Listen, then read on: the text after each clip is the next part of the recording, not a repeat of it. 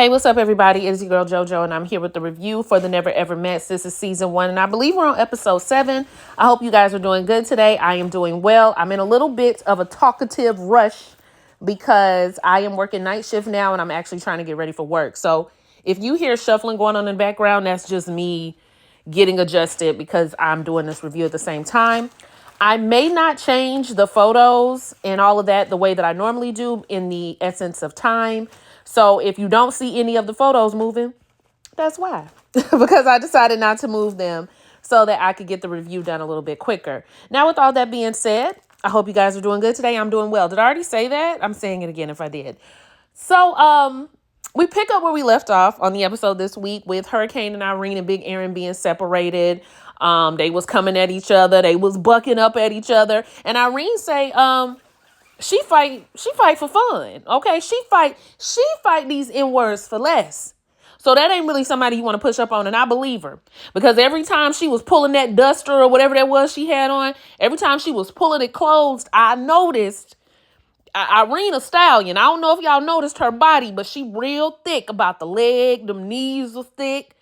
She looked like she kind of tall. She might have had on a heel, but she looked taller than everybody when she was doing all of that. So I was just like, I don't know now. Irene do like she get a little scrappy. The wig was already sideways, so we already ahead of the game. But yeah, she don't like Aaron, all right? And Irene seems to think, oh, sorry, y'all, I got cut off. My alarm went off, excuse me. But Irene feels like Irene ain't had no business jumping up in her face. And a couple of the other women had that sentiment as well. I'll say this. Maybe because I'm used to dealing with a bunch of loud people, or maybe it's got something to do with being in the military and being around a bunch of men.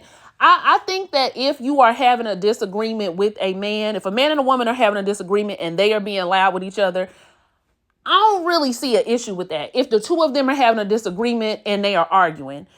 Now, do I think anybody should be rolling up in each other's face? No, I don't think that should be happening. And that's where it went with Hurricane Irene and Big Aaron. Now, I don't understand why Diamond invited Hurricane Irene. I was confused about that last week. Now, I was chuckling, but Irene, I knew Irene was wrong. But she was funny to me. Irene got it started not because she said anything about Aaron, but because she was saying it loud enough where she knew Aaron could hear her. And so she was inciting him. And I think she knew she was. She wasn't trying to be quiet about the situation. And then when Aaron came in there, she further continued. So I already knew that about Irene. But Hurricane Irene and Aaron, it went completely left. It should not have went there. I wanted Hurricane Irene to leave when she was getting her stuff to get ready to go and the producers was trying to stop her. I was just like, let her go. Let her go. Big Aaron's friend, who is non-problematic, but he got this facial expression where he looked like I could be anywhere in the world and I'm here with your ass. And I don't like that. Diamond is going to talk to Aaron because I think she's embarrassed, first of all, but she's really disappointed that it went that way. And she was like, if you'll yell at her like that, you will yell at me. And maybe I think that Aaron would go off on anybody that would get him upset. And my thing about Aaron is, why is Diamond and everybody else acting like they've never seen this side of Big Aaron when he just went off on Jody and Lil Aaron in the kitchen? Is it because he was having Diamond's back? Is that what make a difference? So what he did to Hurricane Irene, to me, is the same thing that he did with Jody in the kitchen. And all of that was unwarranted. I didn't even think he needed to go in the kitchen and do all of that. Even though I don't care for Jody, I still thought what he did last week was too much, and I said that last week. So what's good for the crazy-ass goose should be good for the crazy-ass gander. You getting the same energy from Hurricane Irene that you tried to give to Jody and Lil Aaron, and Lil Aaron was talking to you calmly, and you still tried to go off on him. So, I don't know.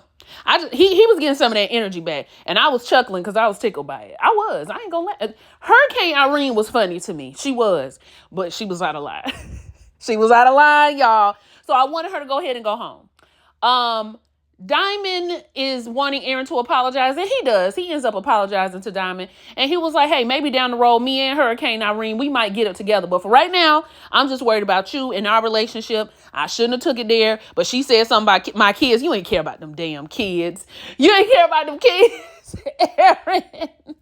And she could have just left it at me and all of this. But Diamond appreciates him for apologizing. She said that she ain't never seen that side of Aaron. I don't know why she's saying that, because she just saw it in the kitchen the other day. But I guess that was different because it was on her behalf. What did y'all think about the situation? Did y'all think Hurricane Irene got it going? I think we all agree on that. Now, how you feel about a woman and a man arguing, that's just like, I guess that's just up to people's personal opinion. But I think if you having a conflict and y'all spirited, y'all can have it out. I ain't got to get in it. But if y'all start getting up like y'all about to fight, then yeah. All right, y'all in the car with me now. We on the move. What y'all think about the whole situation? We on location filming. So there's something that I need to say. And I just want to go on record and say it, because I want you all to know that everything that I'm about to do on this evening is very much warranted, but it's painful. It is painful for me to do. So, y'all know that I consider myself to be what they call a girl's girl. I'm doing the rabbit ears. I was all of that before it ever even became a trend and popping. I've been like that most of my teenage adult life. Teenage up to adult life. I've been that way, right? So I've always gone out of my way to understand women, to support women, to be there for women in my life.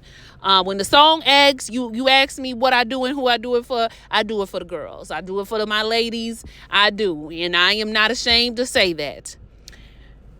When it comes to biasness, I admit that I probably could do it, because I just love my girls. I do. I truly do. I'm going to bet on them every time, because that is who has been there for me throughout my life, right? So I don't really go out of my way. I don't really jump through hoops to try to understand men. I did that when I was in my 20s, and it didn't do me any good. So I don't care to do it anymore. Respect, yes, on a human level, because we all human beings, but jump through hoops to try to understand, no, I don't do that anymore. So it pains me to say on tonight that my ladies on Never Ever Mets, y'all gonna have to hold this L. Oh my God, y'all gonna have to hold this L, a big ass L at that. And I'm going to explain the L that each one of them hold. It's not every woman. It's not all of them. But I'm going to explain as we go why you're holding the L. Diamond, you're going to have to hold this L because you invited somebody to meet your man that you knew did not like him. You knew they already had got into it on Facebook. You also knew that Hurricane Irene was about that life, because she kept telling you while y'all was sitting there talking. She kept saying, I fight in words like this for fun. Do you know I will end him? You already know me. You know how I get down. So that let me know that Irene wasn't acting out of character. As a matter of fact, she's the only person on the show all night that never said out of her mouth, he had me acting out of character. No, he had her in character, full character. And you're going to have to hold the L, because you brought her on there. And you already knew how it was going to go down. So that's Diamond's L. There's more L's to hand out tonight. Okay, so I might be going out of order a little bit, but I think the next thing to happen was the fellas meeting up outside. Now, prior to the meeting up outside, we see Chris and Sandia kind of playing around in the kitchen, and they got a lot of sexual tension that they need to release. I didn't know that at this point, everybody is in the room with their woman. Everybody but Lil Aaron. And they can't go in the boom boom room because the boom boom room is always occupied, which I don't think is fair. They should have to get out. Is it Shay and Josh? They should have to get out. Like, the boom boom room is supposed to be for everybody to get on them nasty sheets and do what they do. But little Aaron is the only person in the room. Him and Chris are still sharing a room while everybody else is in the room with their girl already. And so he's getting a little frustrated by this because he said it's things he wants to do to Sandia that he can't do. So he's getting a little sexually frustrated, if you will. So the guys end up going outside. They're going to address that later. The guys end up going outside and just having a little powwow, amongst the men's. And when they get out there, Greg decides he wants to ask Chris to have a conversation with Millie about what happened in the kitchen the other day. And I'm just like, why? Why, Greg? Leave this alone. Leave it alone. But no, they gonna go in the kitchen and talk. So Millie and Chris go in the kitchen and talk. And unless this scene got edited crazy, it just went left, and Millie, it was on you. So when they get in there, they talk about what happened. Chris says that he don't really like arguing with women. He ain't raising his voice with no women, but he really didn't appreciate Millie calling him out of his name. You called me a B word. And I completely forgot she called him that last week. I guess they said, look, Sienna's not available. We got some more women who don't mind calling these men a B word. Or your mammy. Millie says that the reason why it went there for her was because you went one by one and was asking everybody, have you ever heard me talk about Jody? Have you ever heard me talk about Jody? But then when you got to me, you didn't allow me to speak. Where in that, Millie, does that warrant you calling him a B word? I'm not see how that's warranted. I don't see how that is warranted. You being upset because he didn't let you speak. You don't allow a woman to speak. You didn't let me speak. You not letting me speak now. So she ended up calling him a B word again because Chris is just like, I'm not doing this, okay? Meanwhile, he got Sandia jacket on. He's stretching it out because he hulking up. He mad. Okay, he wasn't hulking up, y'all, but he was irritated. So he walked off, and Millie is just going off. And then after he leaves, she want to come in the room and start bucking up. What are you doing, Millie? What is this even about? Y'all didn't even really need to have a conversation, but since you did, why are you cutting up like this? Why? It doesn't make any sense. You called him out his name. All you had to do was say, you know what? I was wrong for that. I was really irritated that you was not allowing me to say my piece. But I shouldn't have called you that. Why did he even have to get here? So when they get in the kitchen, she starts talking about why she did it and why she called him that and why she was mad and how, ain't nobody gonna quiet her voice. Now you projecting. You got some other stuff going on. And it could be related to your traumas. We're going to get into all of that, and I have empathy for you. But what you did was out of line, and baby, you're going to have to hold this L along with Diamond. Here you go. I'm passing it off to you. Take your L. Take your L, Millie, because you was wrong. And then Sandia, now look, Sandia's not going to stand up for herself. We already know that. But who she is going to stand up for is that man. She was just like, but yeah, you don't got to be loud. You don't got to get disrespectful about it. And Millie was just like, well, I wasn't getting loud. She was like, no, you are. You are getting loud, and you did call him out his name. I'm just saying I understand you upset, but there's no need to get disrespectful. Now, she had a different kind of energy with Sandia, probably because she's another woman, but she had a different energy with Sandia. So we know now that if we want Sandia to speak up, she will speak up for Chris. Not nobody else, just Chris. Not for herself. Chris is who she will speak up for. So okay, fine. Millie gonna have to hold this L. Chris, take that jacket off. Why you upset? You stretching her jacket out. I got a jacket just like that, actually. Did you get it from Forever 21, girl? But yeah. Millie gonna have to hold this L, and she got another L she about to hold a little bit later, but we gonna get to it. All right, y'all, I'm at work now, so you might hear some beeping. I just got a lot going on tonight. I apologize in advance. I'll do better next week. So Millie talks to Greg because Greg ain't seen this side of Millie, so he want to know what's going on. Millie explains that she knows that she can fly off sometimes. She can get really upset, and when she gets upset, she just goes there. Like, there's no middle ground. She says that when she doesn't feel safe, when she doesn't feel protected, she will begin to lash out. It has a lot to do with her past trauma. So Greg want to know what she's been through. And that's when she reveals to Greg that she was raped when she was really young. She was living in a new city. She was around the wrong crowds, the wrong people, listening to people she shouldn't have been listening to, naive, because I think she said she was about 21, living in a brand new city, no family, all of that. So she was just finding herself in a bad situation, which led to her rape. Greg, who it seems to express empathy, says, it's okay. I'm sorry that you went through that. You're going to be all right. I will be strong for you. Okay, because Millie comments that she had no protection. When she doesn't feel stable, when she doesn't feel safe, she will lash out. She will begin to act out of character. So Greg says that to her to try to comfort her. Millie says, I don't need you to do anything for me. I don't need you to be strong for me. I don't need nothing from no man. Greg, instead of going back and forth with her, just kind of grab her head like a baby and lay her down on the shoulder. So I want to make sure that I'm being empathetic, because I do have empathy for Millie and what she's been through. I've never been through a situation like that. I can only imagine how it would break you. It might even cause you to have some PTSD, which I believe Millie does have. However, one thing that I do know about men is that men are solution driven. Men like to help you solve your problem. I don't know why. That's just how their brain works. If you want somebody to sit and listen to you cry and not give you a solution, chances are you're going to have to go talk to a woman. And some women are even solution driven. So even that might not work. But they just tend to want to help you solve your problem. That's how they show they care. When me and my ex were together, I cry a lot.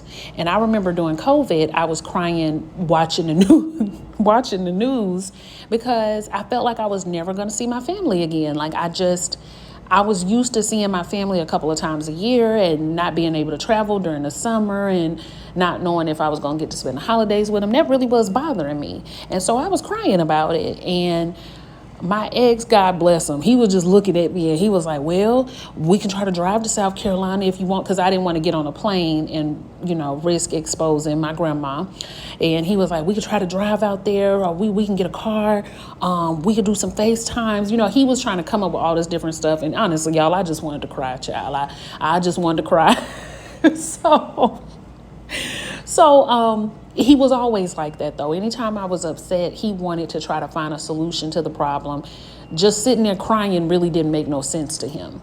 And so I'm not sure what Millie wanted Greg to do when she expressed that to him. Did she want him to just look at her? Did she want him to not offer his support or his help?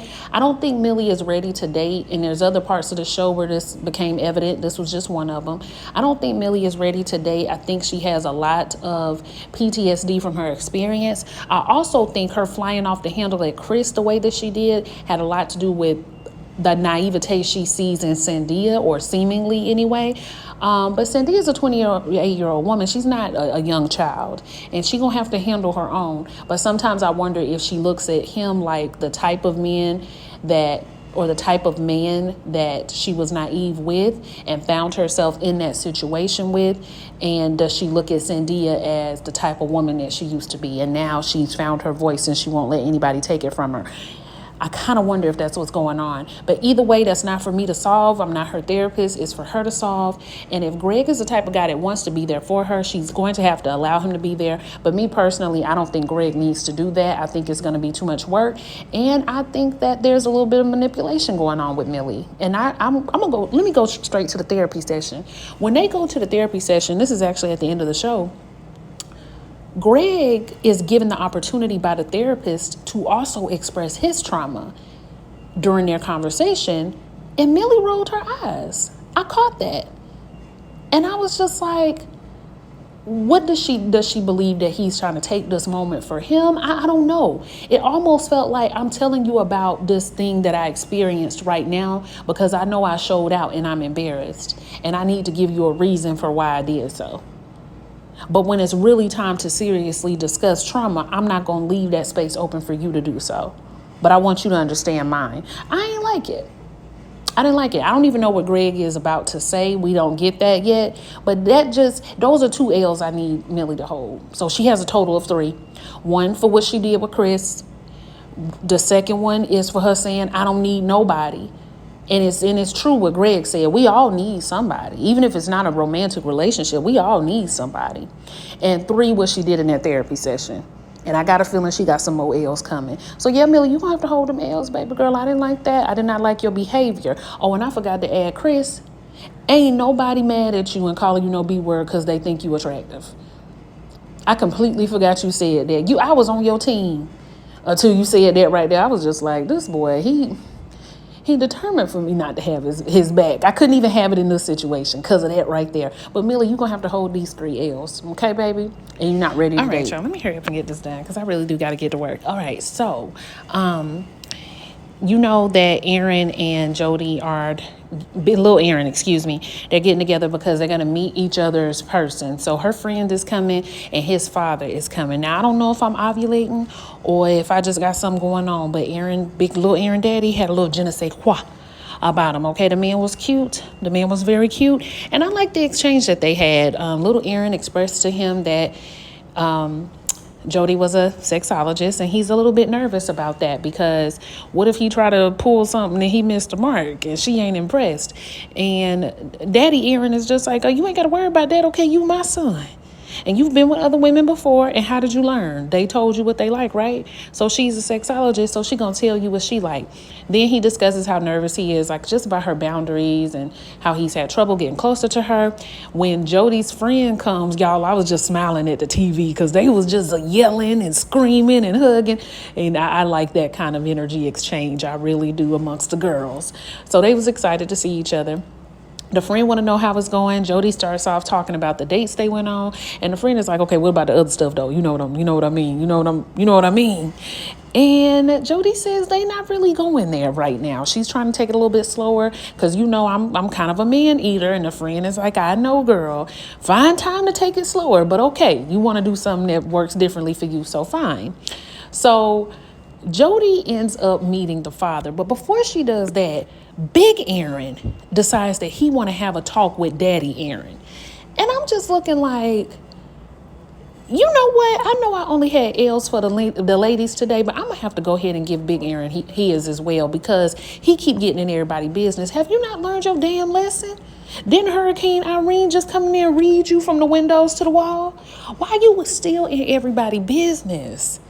So he telling Daddy Aaron, she not the one, and I think when you meet her, you gonna be able to see what I see, because sometimes as men we can see things that our kids don't see. Boy, shut up. I see why you single still at your big age, because you don't know what you talking about, and you too busy getting in everybody else's business trying to be everybody's smooth ass uncle instead of worried about your own. Take this L, Big Aaron. I wasn't even giving out L's to the gentleman today. And sit your ass down. I'm tired. So then Daddy Aaron, he looking at him like, if this round brother don't quit talking to me. And he ends up meeting Jody, and it was a good meeting. They talk amongst Jody and the friend and talk about how confident or not confident Jody feels about the relationship. And Jody says as long as there's no outside influences, she feels confident. It was a cop-out, I think. I don't think she feels confident about it, but hey, whatever.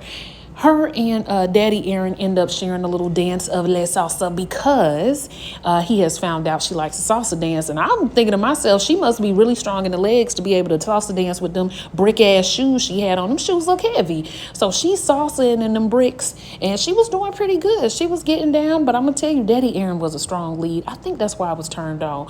Y'all might not know this about me, but JoJo does a little salsa herself.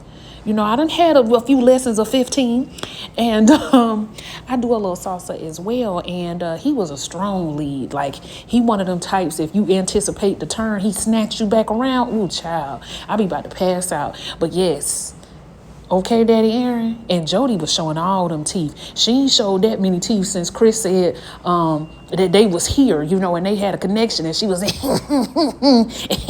baby, Jody was so excited. I was thinking to myself, oh,